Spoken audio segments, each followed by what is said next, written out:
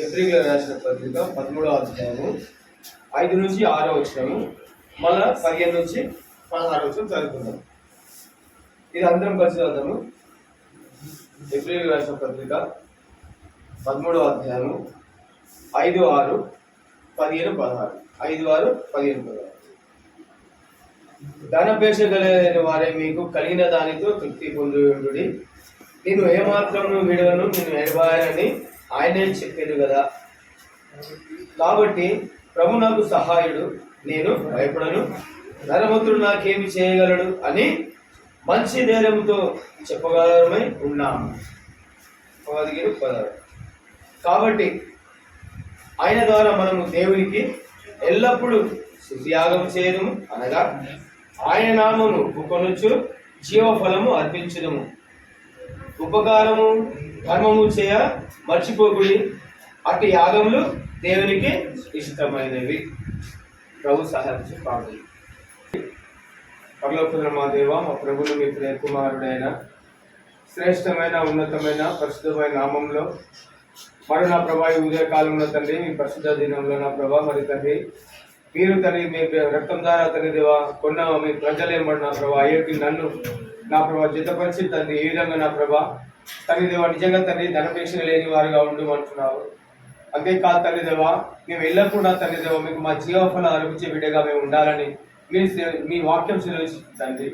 అయ్యోకి నన్ను క్షమించి దేవా నన్ను తండ్రి మీ మార్గంలో అనుసరించి నడిచినట్టు మీరు పరిశుద్ధతో కడగండి, పరిశుద్ధపరచండి దేవా. మరి ఇక్కడ తండ్రి వాక్యం ద్వారా తండ్రి ఎవరి ద్వారా తండ్రి ఎలా మాట్లాడడం తండ్రి మీరు మాట్లాడండి దేవా. సంపూర్ణంగా తండ్రి మీకు లోబడి తండ్రి దేవా అనేక ఆత్మల భారం కలిగి తండ్రి నశించిపోయే ఆత్మల భారం కలిగి నేను మేము జీవించలాగన మమ్మల్ని స్థిరపరచండి, బలపరచండి. అయోగ్య దాసుని క్షమించి మరొక నన్ను కడిగి పరిశుద్ధపరచుకొని నజరేయుని స్తుతించి ప్రాణిస్తున్నాం తండ్రి. 13:5 ధనాపేక్ష లేని వారే మీకు కలిగిన వాటిలో ఏదో మీకు ఏదైతే దేవుడు ఇస్తుండో దానితో మనం ఏం చేయాలంట? తృప్తి ఉండాలంట. అంటే ధనాపేక్ష లేని వారిగా మనం ఇంకా ఎలా ఉండాలంటే మనం ప్రభు ఏది ఇస్తుండో చాలు తండ్రి. కాకపోతే మనం ఏ విధంగా ఉండాలంటే ఆయనకి ఎల్లప్పుడూ 15 వచ్చారు. కాబట్టి ఆయన ద్వారా మనం దేవునికి ఎల్లప్పుడూ త్యాగము చేస్తుండాలి. ఎప్పుడంట? ఎల్లప్పుడూ. ఈ ఆధారం ఒక దినమా ఎల్లప్పుడూ త్యాగం చేయాలి. ఎలా చేయాలంటే మనము కింద 16 చెప్తున్నాడు, ఉపకారము ధర్మం చేయ మర్చిపోకూడదు. ఏం చేయొద్దంట? ఉపకారము ధర్మం చేయదు మర్చిపోవద్దంట. ప్రభు ఆజ్ఞలో ప్రేమ మరియు ఉపకారం ఇవన్నీ ప్రేమని కదా. మనం ఎవరైనా పడి ఉంటున్నాడా? పడి ఉంటే వాళ్ళని మనం ప్రేమించి మాట్లాడే ప్రేమనే, అది ఉపకారం అంటది. అది కూడా మనం ఏమైనా ఎవరికైనా డబ్బులు ఇస్తేనే కాదు ఉపకారం అనేది. నశించిపోతున్నాం మనకు తెలుసు. అరే మనం కానీ అతనికి మనం దేవుని మార్గం చెప్తలేము. ఒక స్థితిలో ఒకప్పుడు నేనైతే అలాగనే ఉంది. దాన్ని ఎవరైనా చూస్తే కూడా పట్టించుకోకుండా పోతుండే.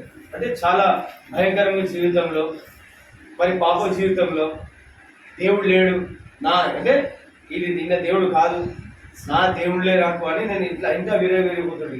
ధనం ఉంది, కులగరం ఉంది, ఇంకోటి కులం నా పెద్ద కులం, ఇదేంటి చిన్న కుల పోలు దేవుడిని పూజ చేస్తారు ఇవన్నీ చెప్తారని ఇలాంటి స్థితిలో ఉంటే నేను అంటే మొదట ఏంటంటే ప్రేమ లేని వాళ్ళుగా ఉంటుంది. మరి ప్రభు ఆ ప్రేమ కలిగిన ప్రభు నేను చనిపోయే సమయంలో మరి నేను ఎంతో పూజ చేసినా ఎక్కడెక్కడ పోయినా అవన్నీ ఎవరు నా దగ్గరికి రాలేరు, నన్ను బాగు చేయలేరు.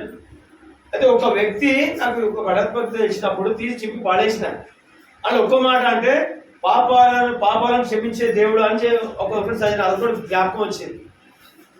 నేను అంటే డాక్టర్ చెప్పింది చనిపోతాడు బతకాడని, మొత్తం గ్యారంటీ చేసేది చనిపోతాడు గ్యారంటీ అని. అలాంటి స్థితిలో నిజంగా ఆనాడు ఒక మాట జ్ఞాపకం వచ్చింది. అరే ఒక మనిషి ఇచ్చినప్పుడు పాపాలను క్షమించే దేవుడు ఆయన అంటున్నాడు కదా. సరే నేను నా దేవుడిని అడుగుతా, నిజంగా ఆయన దేవుడు అయితే నేను నా దేవుళ్ళు ఆయన కూడా ఒక ఫోటో పెట్టి పూజ చేస్తా అని ఇట్లా తినవగలను. ప్రార్థన తెలియదు. అలాంటి స్థితిలో ప్రభు నా అంతరాత్మ విన్నాడు, వినేం చేసి నన్ను బాగా చేసాడు. ఎవరు అనుకోలేదు నేను బతుకుతాడని. మా ఇంట్లో అందరూ ఆశ పెట్టారు. అలాంటి స్థితిలో నా అంతలు నేనే ప్రభు సన్నిధిలోకి వెళ్ళాను. నిజంగా దేవుడా అది చెప్తుంటే ఏం లేదు, నా పాపాలు క్షమించినాను, బాగా చేయి, నాకు ఎవరు వస్తున్నాడు. అప్పుడు నేను మూడు నెలలు నేను మందిరానికి వెళ్ళినా, తెలియదు అట్లా వెళ్ళా. అంటే ఏంటంటే ఆ ప్రేమ. ఒకవేళ నేను ఆ దినం నమ్మకుంటే ఎట్లా నమ్మినండి? ఒక గణపతి కదా, ఆ గణపతికి ఏం చేసి చింపి పడేసాను. మళ్ళా అది ఒకటే షార్ట్ కట్ చదువుతాను రాదు నాకు, ఇంకా పాపమును క్షమించినట్టు అని ఈ మాట పాపం క్షమిస్తాడు కదా, అంటే దాని దోషం క్షమిస్తాడు కదా అని ఆ మరణం పడకలో పడ్డప్పుడు ఆ ఒక్క వాక్యం నాకు మాటలు గుర్తుగానే నేను ప్రభుని ఎంపడించాను. అప్పటి నుంచి ప్రభు చేసిన అంటే ఆ ఉపకారం చేసి మర్చిపోగలుగుతాడు. ఇతరులను వారు ఎవరైనా ఉండని, ఎట్లే పరిస్థితిలో ఉండాలి, వాళ్ళకు మనం ధైర్యం చెప్పాలి, ప్రభువులో నడిపేయాలి. ఏగో ఇవాళ ఏం లేదా, ఏ నామం నమ్ము, ఈ నామంలో నువ్వు బాగుపడతావు. దాని ద్వారా అదే చేసిండు. కీర్తన 33వ కీర్తన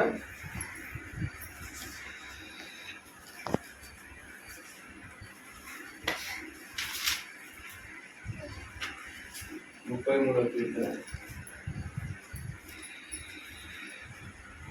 చదవండి. మొదటి వర్షం. నీతిమంతులారా యెహోవాను బట్టి ఆనందగానం చేయుడి, స్తుతి చేయుట యథార్థవంతులకు శోభస్కరము. ఏమిటి ప్రభు ఏమంటుంటే, నీతిమంతులారా, ఎంత మంచి పిలుస్తుంది ఇక్కడ. నీతిమంతులారా యెహోవాను బట్టి. మన నీతిమంతులమా? తాము ఆ ప్రసిద్ధ రక్తం ద్వారా, ఆయన ద్వారా మనం ఈ దినము నీతిమంతులుగా చేయబడ్డాం. మరి ప్రభు ఏమన్నాడు? నీతిమంతులారా అంటున్నాడు. నీతిమంతులారా యెహోవాను బట్టి ఆనందగానం చేయుడి. ఎందుకు చేయమంటుడు? మనం ఆనందగానం చేస్తుంటే ఇతరులు చూసి అది మనం చేసేది ఎప్పుడో కార్యం వాళ్ళలో కార్యం సిద్ధించాలని చేస్తారు. మనం ప్రభుని ఆరాధిస్తుంటే వాళ్ళు చూస్తారు, వీళ్ళేంది ఇప్పుడు పనిలేదు అనుకుంటే వాళ్ళ హృదయంలో ఆ సంఘటన అలాంటి స్థితిలో ఉన్నప్పుడు ప్రభు జ్ఞాపకం చూస్తారు వాళ్ళు. అందుకనే మనకి ఏమంటున్నాడంటే, ఎట్లా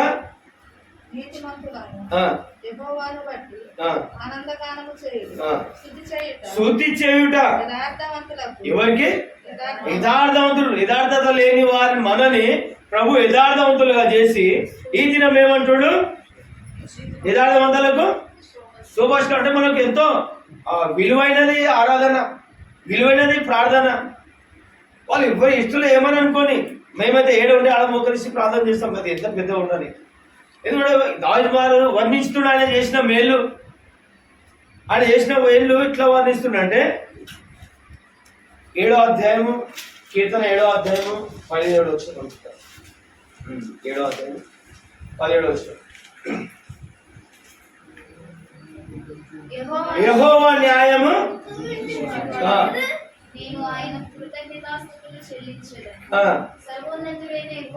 ఎవరంట? సర్వోన్నతుడైన యెహోవా నామమునే నేను కీర్తిస్తా అంటున్నాడు. ఎలా? ఇంట్లోనా? ప్రభుని సమాజ మందిరంలో, అంటే బయట వీధిలో ఆయనకు మహిమకరంగా మనం ఉండాలి. మనం ఇతరులకు సహాయపడేవారిగా ఉండాలి, ఇతరులకు కీడు చేసేవారిగా ఉండదు.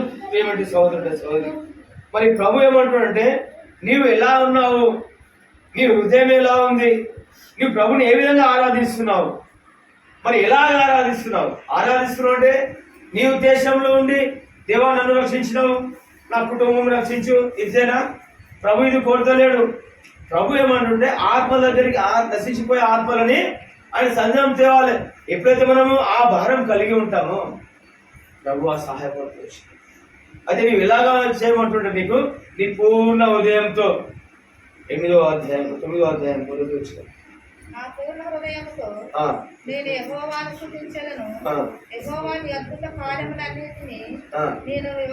ఏమంటుండే ఇక్కడ? ఆయన చేసిన కార్యాలని, దేవాన్ని చేసిన కార్యాలను నేను ఏం చేస్తా అంటుడు? దాచిపెట్టుకుంటా అంటున్నా, మా ఇంట్లోనే చెప్తా అంటున్నా, వివరిస్తా అంటున్నాడు. అందరికి వివరిస్తా అంటే గొప్ప ఆశ్చర్యకారం చేసే దేవుడు నువ్వు. ఆయన ఎవరండి? దావీదు మహారాజుగా అయిండు. ఒక గొర్రెల కాపరి, చదువు లేదు, ఎండ అనక వారిని గొర్రెలకు కాయిస్తున్న ఆయనని రాజులాగా మార్చిన దేవుడు మరి మనని ఎందుకు మార్చాడు? మన ఎందుకు ఆయన విన్నాడు? కాకపోతే మనం ఏంటంటే మన ఆలోచనలు, మన తలంపులు మనం బాగా అయినాం కదా, మన పిల్లలు బాగా పడాలి. కరెక్టే. ఇప్పుడు నీవు దేవుని సన్నిధిలో బాగా అయిన తర్వాత నీ పిల్లలు కంఫర్ట్ వస్తాడు. ఎందుకంటే నిన్ను బట్టి నీ పిల్లలను దేవుడు నడిపిస్తాడు. నన్ను బట్టి నా పిల్లలు నడుపుతాను. నేను ఇప్పుడు నా పిల్లలు ఇద్దరు నిడిచి వచ్చినప్పుడు యవనస్తులు వాళ్ళిద్దరు నిడిచి నేను నా భార్య ఇక్కడ వచ్చినాను. మరి ఇద్దరం ఫోన్ చేస్తే మందిరంలో 5:30 ఫోన్ చేస్తే మందిరంలో బాత్రూమ్ కడుతుంది. నేను బాత్రూమ్ కడుతాను. మందిరంలో 5:30 ఇస్తే ఫోన్ చేస్తే డాడీ మేము బాత్రూమ్ కడుగుతాం మందిరంలో. అంటే ఇప్పుడు నేను వాళ్ళని వాడా దేవునికి అప్ప చెప్పిన దేవ మీకు చిత్తారు. ఇప్పుడు నేను లేని పరిచయం మందిరంలో కడుగుతా, బాత్రూమ్ కడుగుతా, మొత్తం ఫ్లోర్ కడుగుతాం, ఇంకో బ్రదర్స్ అని సాపాలకి వేస్తారు. ఆ పని వాళ్ళు చేస్తారు. ఎందుకు? నేను నడుస్తున్న మార్గం. పిల్లల్ని టార్చర్ చేయొద్దు, కేవలం మనం ప్రభువుని పిల్లల్ని అనుకోవాలి. అయితే ఇక్కడ ఏమంటుండే, నా పూర్ణ హృదయంతో నేను యెహోవాను స్తుతించేదని అంటున్నాడు. ఇంకా యెహోవా నీ అద్భుత కార్యములు నేను వివరిస్తే మనం వివరించాలి. కాబట్టి మనం ప్రభువు నామం మరొకసారంటే అది ఎవరు ఎలా స్థితిలో ఉన్నా, ఎవరు ఎట్లా ఉంటున్నారు ప్రభువు మరొకసారి మనం 16వ అధ్యాయము కీర్తన, అదే కీర్తన 16వ అధ్యాయం 7వ వచనంలో చూడండి. ఆయన ఏమంటుంటాడు? ఎవరికి? యెహోవాను స్తుతించుడి రాత్రి గడియలలో. ఏంటంటే ఏం బోధిస్తుందంటే రాత్రి వేళలో అంతర్యం. ఏమని బోధిస్తుంది? ప్రభుని స్తుతించు, ప్రభుని స్తుతించు, ప్రభుని మహేపరచు అని చెప్తుంది. మరి మనం చెప్తుందా అది? మన అంతరంగం మనతో కూడా ఉంది కదా, లేదమ్మా? మనకు ఉంది కదా. మన అంతరంగం మాట్లాడతాం. అంతే మాట్లాడతాం. ఇది రాంగ్ రా, ఇది రాంగ్, ఇది చేయదు, నీ స్థితి ఏది ఉంది, ఆ స్థితిని ఇంట్లో చెప్పు. అందుకనే మనం ఏర్పరచుకుంటే అంటే మనము కృష్ణ దేవుడు అని పిల్లలంటే కేవలం మనం ఒక్కటే, మన కుటుంబం ఒకటి కొని కాదు, ఆత్మ భారం కలగనికనే. ఇవ ఎంత సంపాదించినా, ఏం కట్టుకొని ఏం పోయినా ఆడ ప్రభువు మనకి తెచ్చుకునేది ఏం లేదు. కిరీటం ఇయ్యడు. నీకు ఆ ఆత్మ భారాన్ని ఇచ్చిన ఎన్ని ఆత్మలు వచ్చింది చాలు అనేది ఒక్క ఆత్మ వచ్చిందా అంటే ఇప్పుడు మనం అచ్చిపడగా అందరం పరలోకం పోతాం. ఏడుంటాం? రాజ్యంలో కోణాలలో ఉంటాం. కానీ దేవుడు ఏంటంటే ఆయన సన్నిధిలో మనం అందరినీ సమకూర్చాలనే ఆలోచన. నువ్వు ఎక్కడో మూలకుంటే పారమూలకు వస్తున్నాం, నేను చెప్తున్నాం. ఆడ ఎవరు చెప్తారు? ఇప్పుడు ఆడ కూడా మనం ఎత్తబడతాము. కాకపోతే ఆ రాజ్యంలో ఎక్కడో మూలకుంటాము. దేవుడు అది కాదు, మీరు నా సన్నిధానంలో ఉండి నన్ను ఆరాధించాలని ప్రభు. 111 ఇది నా సొంత మాటలు ఏం కాదు. ప్రభు నేను నైట్ దేవా అని నాతో మాట్లాడుతూ వచ్చింది. మొదటి వచ్చిన చదవండి. యథార్థవంతుల సభలోను సమాజంలోను పూర్ణ హృదయముతో నేను యెహోవాకు కృతజ్ఞతాస్తుతులు చెల్లించెదను. ఎందుకంటున్న మాటలు అంటే ప్రియమైన సోదరుడా, దావీదు అంటాడు యెహోవాను స్తుతించుడి యథార్థవంతుల సభలో సమాజంలోను. ఏంటంట? సభలో సమాజంలో అంటే మన మందిరంలో, మన బయట. ఎలాగా? పూర్ణ అంటే మనసులో ఏదో కలద పెట్టుకొని వాడు రచించడం మనకి ఇది కాదు. పూర్ణ మనసుతో మేము ఆడ సభలో జనులు అందరూ మొదలు ఆయనని స్తుతించాలి. ఇక కింద చూడండి, ఎందుకు స్తుతించాలో చెప్తున్నారు. ఏంటంట? యెహోవా క్రియలు గొప్పవి, చాలా గొప్పయండి. నశించిపోయి నన్ను ప్రభు కాపాడి ఈ దినం తన బిడ్డలుగా ఏర్పరుచుకున్నాం. అలాగనే ఆయన క్రియలు చాలా గొప్పవి. మనం ఎంత వేసుకున్నా అవి వర్ణించలేము, వివరించలేము. కింద చదువు. ఎవరంట? వాటి అందు ఇష్టమున్న గలవారు నీవు నేను. ఈ దినం ప్రభులో మనం వస్తున్నాం కాబట్టి మనం ఏం చేయాలంటే మనం చేస్తున్నాము. మేమైతే హైదరాబాద్ నుంచి వచ్చినాం, పిల్లలు విడిచిపెట్టి హైదరాబాద్ నుంచి ఇక్కడ వచ్చినాం. ఎందుకు వచ్చినాం? పనులు విడిచిపెట్టి వచ్చినాం. నేను కండక్టర్ ఇద్దరు పడుతున్నా. నేను పని చేస్తే ఇప్పుడు నాదంటే వాళ్ళ మీద నేను బతకను. దేవుడు నమ్ముకున్నప్పటి నుంచి వాళ్ళ కూలి నా కూలి. నేను పని చేస్తేనే అడిగి తీసుకుంటా. ఏదో దేవుడు లాస్ట్లో ఏమైనా మిలిగిస్తే అది నాకైతుంది. లేకుంటే నేను పని చేసినప్పుడు నాకు 1200 కూలి. మేస్త్రి ఇతరులకు ఇచ్చినట్టు నేను ఇస్తాను. ఆ 1200 ఇచ్చిపెట్టి వచ్చినాయి. ఇందుకు వచ్చినాడు. ఒక సమయం చనిపోయే పరిస్థితి నాది. చాలా భయంకరంగా జీవితం ఉంటున్నాను. కాబట్టి 7 వల్ల మేము కళ్ళు కంపౌండ్లో ఉండేవాడు. అలాంటి స్థితిలో దేవుడు నన్ను పట్టుకున్నానండి. ఆయన ప్రాణం నేను నశించిపోతుంటే నన్ను దేవుడు కాపాడిన. అలాంటిది ఎంతో మంది చూస్తూ వచ్చిన. అరే వాళ్ళకు నన్ను ఎందుకు దేవుడు కాపాడిన దేవుడా అంటే అడగ ఒక్కటే మాట, నీకు సర్వలోకానికి వెళ్ళి స్వార్థ నేను ఏర్పరచుకున్నాను ప్రభు అంటే మన కృష్ణ అందరినీ అందుకనే ఏర్పరచుకున్నాడు. ఆయన ప్రణాళికనే అది. ఆత్మల భారం కలిగి మనం జీవించడానికనే. 21వ అధ్యాయం సౌండ్ అంత పెట్టుకున్నాము. ఫోన్ మందిరంకి వచ్చినప్పుడు సైలెన్స్ పెట్టుకోవాలి. సైలెన్స్ పెట్టుకోవాలి. ఒకసారి చూసుకుంటుంది. అది సౌండ్ అంత ఏంటంట. కాబట్టి ఎవరు మాకేనా ఇది చెప్తుంది? మాకేనా? ఎంత సరే. నేను నీకు ఆజ్ఞాపించినవి వారికి ఏమంటు నేను నీకు ఆజ్ఞాపించినాను, నిన్ను ఏ విధంగా నేను రక్షించుకున్నాను వాళ్ళకు చేయాలి. దాని తర్వాత ఏమైతుందంటే మనం ఏం చేసినా కూడా సామాన్యంగా ఎప్పుడు భయపడతాము. వాడు ఇంత నామాలు పెట్టుకొని ఇంత మిసాలు పెట్టుకుని వాడు ముంగడికి వస్తుంది. నీకు చెప్పొద్దా బాబు ఇట్లా భయపడుతున్నాం మనం. ఎందుకు భయం ఉంటుంది మనలో తెలుసా? ప్రభు క్లియర్ గా మనతో చెప్పిండు. మనం చదవండి. మళ్ళొకసారి చదవండి. భయపడకుము.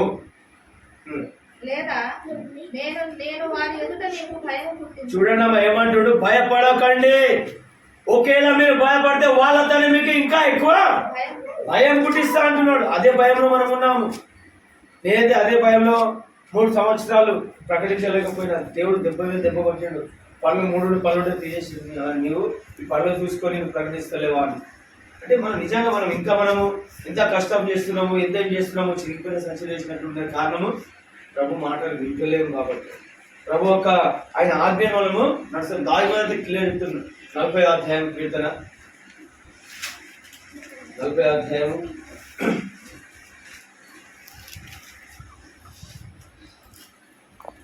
అంటే మేము సువార్త పగడికి వచ్చినాము. అందుకని సువార్త గురించి చెప్తలేమమ్మా. దేవుడు నాతో రాత్రి మాట్లాడిన మాటలు 40వ అధ్యాయం చదవండి. 10వ వచనం. నీ నీతిని నా హృదయంలో ఉంచుకొని నేను ఊరకుండలేదు. ఇది ప్రభుని దావీదు అంటుడు, దేవా నీ నీతిని నా హృదయంలో ఉంచుకొని ఇంటనే కూర్చుంటా అంటలేడు. చదవండి. నేను ఊరకుండలేదు. నీ సత్యమును నీ రక్షణను నేను వెల్లడి చేసి ఉన్నాను. ఏంటంట? నీ సత్యమును ఫస్ట్ ఏం చేశాడు? సత్యమును. దాని తర్వాత దేవుడు నాకు ఇచ్చిన రక్షణను ఏం చేస్తున్నాడ? వెల్లడిస్తున్నా. ఇతరులకు తెలియపరుస్తున్నా. ఇతరికి నీవు ఇచ్చిన రక్షణ చూపిస్తున్నా. నేను నా స్థితిలో ఉన్న వాళ్ళని ఈ స్థలం తెస్తున్నా దేవా అంటే ఊరుకుండలే ఆయన. మరి మనం ఎలా అంటే బైబుల్లో ఉన్నాయి అవి రాసినవి అనుకుంటామా? కాదండి, ఇది పరిశుద్ధ గ్రంథం. ఒక్కసారి మనం దీన్ని పట్టుకొని హృదయపూర్తిగా మన మనసులో ప్రార్థన చేసుకొని మనం ముందుకు వెళ్ళామంటే దేవుడు అన్ని కార్యాలు చేపిస్తున్నాడు. దేవుడుగా ఉంటుంది మన ప్రభు. ఇక్కడ దావీదు మాటల ద్వారా నాకేంటంటే నీ నీతిని దేవా నీ నీతిని నా హృదయంలో పెట్టుకొని నీ ఇతరులని ప్రకటిస్తున్నాం మీ నామము అని హృదయపూర్తిగా కోరుకోండి. అపొస్తలుల కార్యము ఇప్పుడు తీసుకున్నాము. ఆరాధనలో వెళ్దాము. అపొస్తలుల కార్యం 20వ అధ్యాయం.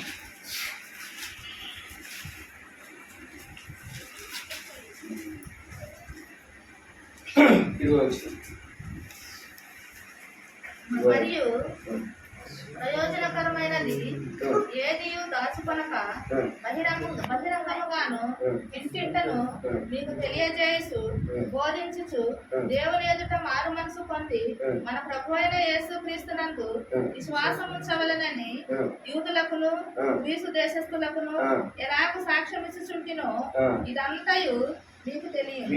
ఎందుకంటే మనం బైబిల్ చదువుతున్నాము, అపోస్తలుల పౌలు ఏమంటాడు, ఎవరికంట? యూదులకంట. ఇంకెవరికంట? ఆయన మనని మన బిడ్డలని కానీ చాలా హింసించిన వాడు తెలుసు మీకు. అలాంటి స్థితిలో నేను కూడా ఉంది. అది అలాంటి అపోస్తలుల పౌలు ఏమంటుందంటే, నేను అలాంటి స్థితిలో ఉన్నా నన్ను ప్రభు ఇలా మార్చి, మరి ఆయన ఎవరికి చెప్పకుండా అందరికి చెప్తున్నాడు. ప్రభు మరి తినమంటు, మరి నీవు ఎలా ఉన్నావు, నీవు ఏ విధంగా ఆరాధిస్తున్నావు, ఎందుకు ఆరాధిస్తున్నావు, దేని కొరకు మనము వచ్చి కూడి ఉన్నాము. మనము వారము ప్రభు వల్ల పాల్గొనేటప్పుడు కూడా ఈ మాటలు వింటూనే ఉంటాం. ఆయన మరణం ఏం చేయాలంటే, అంటే ఏంటి పచ్చి చెప్పలే కదా, చెప్పేది అదే మనం అదే కార్యం ఉండాలి. అంటే దేవుడు ఏమంటున్నాడంటే, ఆయన చేసిన మేలు మనం అనేకులకు చెప్పి ఇవాళ నశించిపోతుంది. చూస్తున్నాం మనకు తెలుసు, శాంతి లేక సమాధానం లేక. ఇది పరిశుద్ధ గ్రంథం బైబిల్ నా చేతిలో ఉంది. ఎప్పుడైతే నేను ఈ పరిశుద్ధ గ్రంథం నా చేతులకు వచ్చిందో శాంతి, సమాధానం, ఆనందం, ప్రేమ ఇవి పొందుతూ వచ్చాను. లేకపోతే నాకు సమాధానం లేదు, శాంతి లేదు. అమ్మ ప్రేమ దూరం అయిపోయింది, భార్య ప్రేమిస్తలేదు. నా కొడుకు, పెద్ద కొడుకు 5 సంవత్సరాలు ఉండే, వాడు సాయంత్రం వాడు నా దగ్గర రాడు. అలాంటి సిచ్యువేషన్, ఫుల్ తాగు, అట్లాంటి జీవితం ఉండే నాకు. ఎప్పుడు నెమ్మది లేకుండే. నా ద్వారా మా అమ్మ బాధపడుతుండే, అక్కడ చూస్తే మా అమ్మ నా భార్య బాధపడుతుండే, పెట్టిన వాళ్ళని. అలాంటి నన్ను ప్రభు ఆ శాంతి, సమాధానం, ఇప్పుడు నా కొడుకు 22-24 సంవత్సరాలు, ఆయన అప్పుడు 5 సంవత్సరాలు, ఇప్పుడు 24 నడుస్తున్నాయి. ఇట్లా చిన్న పిల్లలు వచ్చినట్టు గట్టిగా పట్టుకుంటున్నాను. ప్రేమించాడు దేవుడు, నాకైతే ప్రేమించాడు. అందుకని నేను ధైర్యంగా వచ్చి ప్రకటిస్తాను. మీకు ఇచ్చిండు ఆ ప్రేమ దేవుడు, ఇట్లా ఈ శాంతి ఇచ్చింది కదా అని మనం ఊరుకుంటున్నాము, ప్రకటిస్తున్నాము. కొంచెం మీరు ప్రకటిస్తున్నట్లు.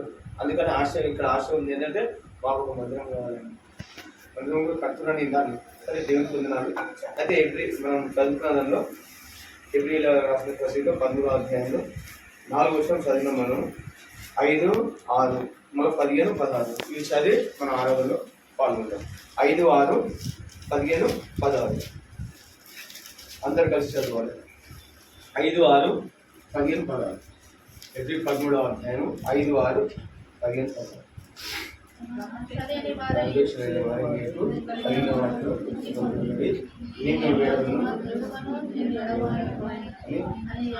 చెప్పింది కదా. కాబట్టి చేయగలరని మంచి ధైర్యం చెప్పబడాలి. కాబట్టి మనకు అనగా ఆయన జీవఫలం అర్పించారు.